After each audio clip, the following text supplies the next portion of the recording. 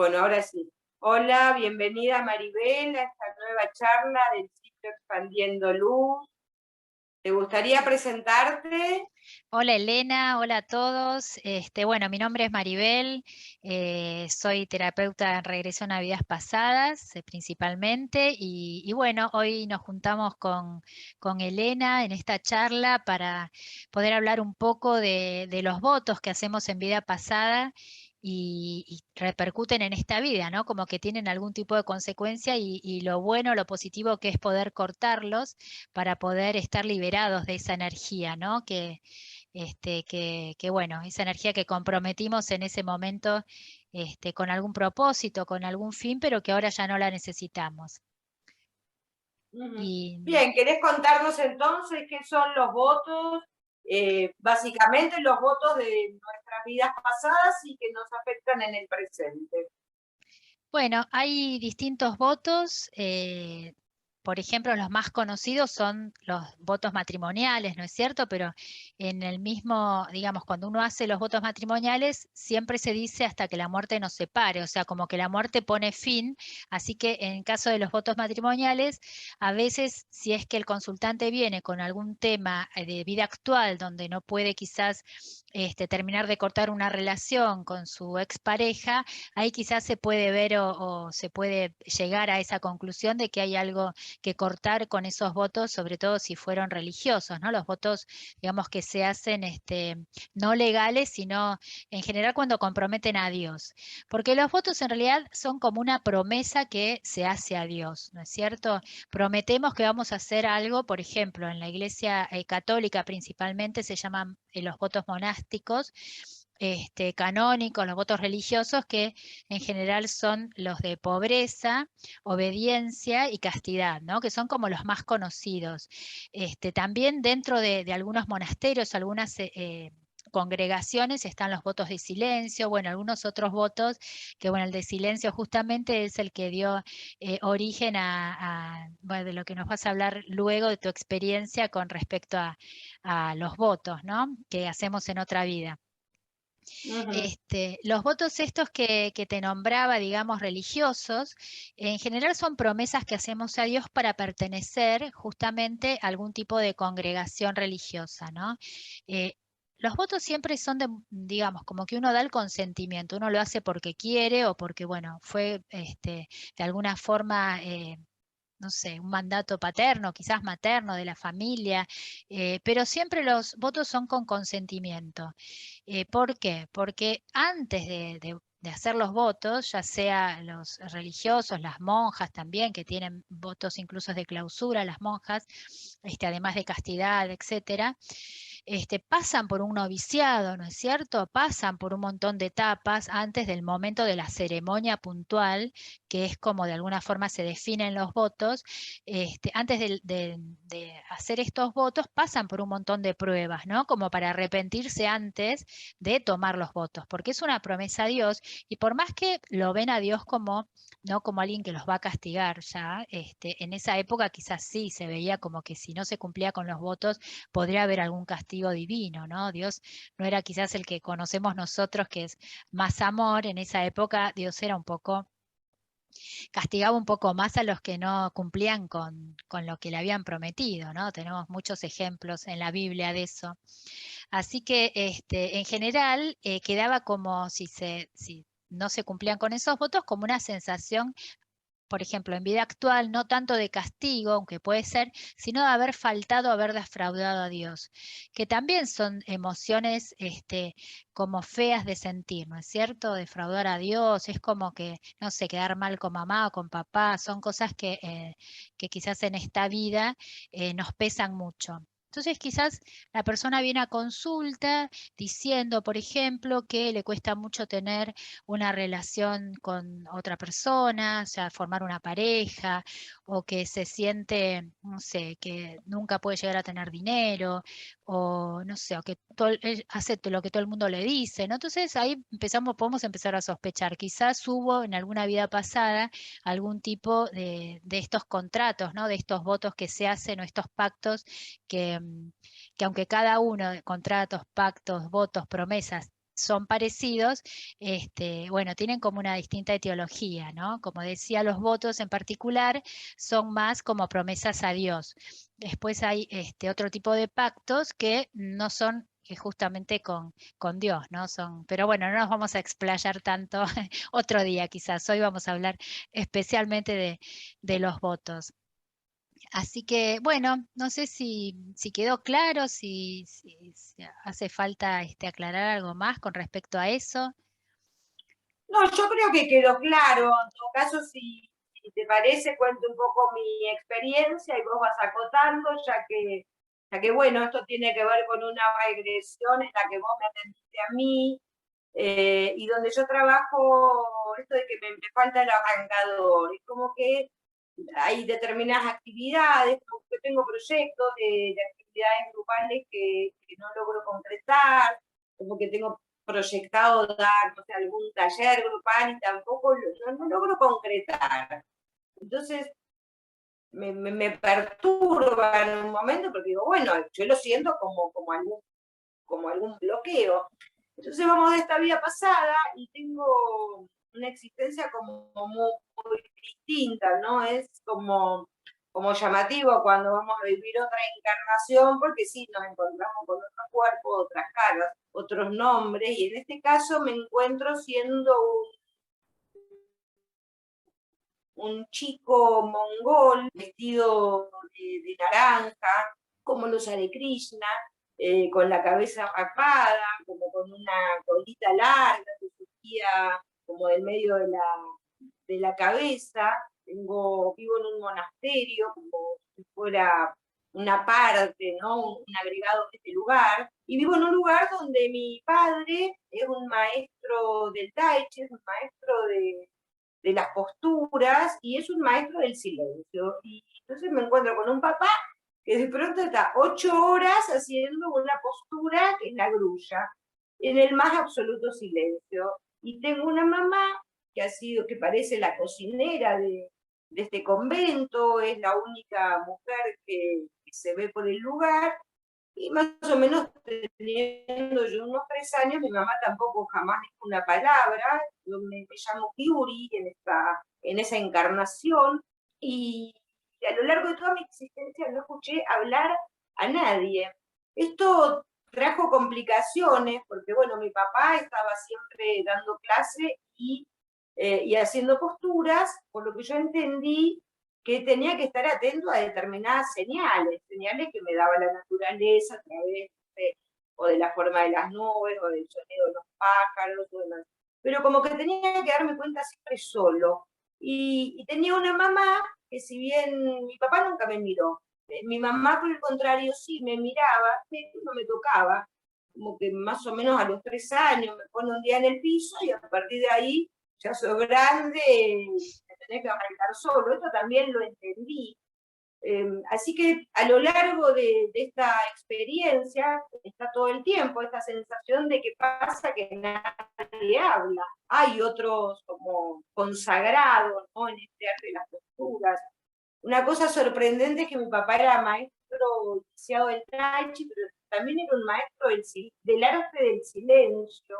Eh, y yo me sorprendo, ¿no? Como que parece que el silencio es un arte y yo no entiendo nada de lo que está pasando. Y así va pasando una existencia de silencio donde a mí me cuesta mucho entender lo que pasa, pero también me cuesta mucho como conectar con los otros, porque realmente no hay palabras. Y es difícil armar frases o saber qué te pasa cuando no puedes hablar. Bueno, así toda esta vida, pasado un momento me voy a otro monasterio donde eh, también, porque recibí una señal de la naturaleza, hubo una tormenta eléctrica que iluminó un monasterio en lo alto, y el halo de luz que cubrió a ese monasterio más alto se quedó como si nunca más se apagó. Entonces yo me di cuenta que me tenía que ir. Y así fui como evolucionando a distintos monasterios donde aprendí sonidos, podía imitar, pero no podía hablar.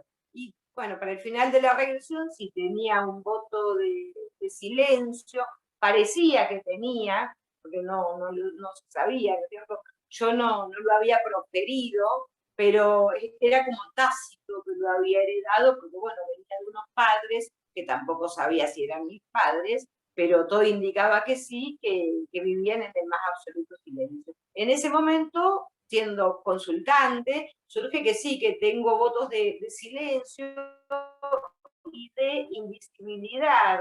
¿Por qué? Porque desde el budismo es como que uno tampoco debería hablar si no tiene nada bueno que decir. Entonces es como que tus palabras tienen que ser más dulces y más brillantes que el silencio, ¿no? Más reconfortantes.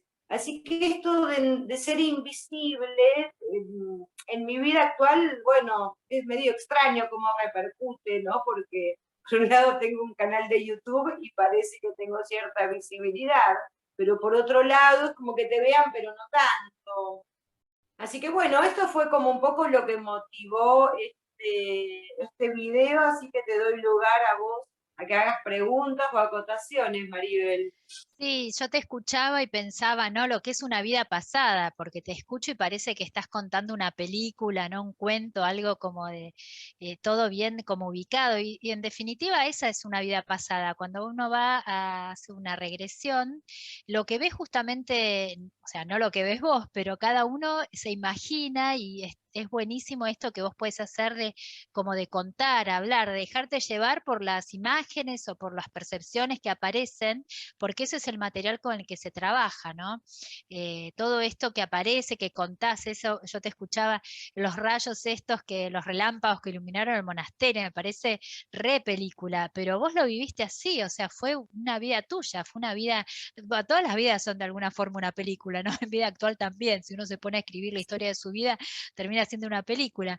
Este, pero qué bueno que puedas, o sea, vos tenés mucha facilidad para poder ir, muchas posibilidades de ver vidas pasadas, de hecho has hecho muchas ya, te dejás llevar y tenés esa facilidad también, ¿no?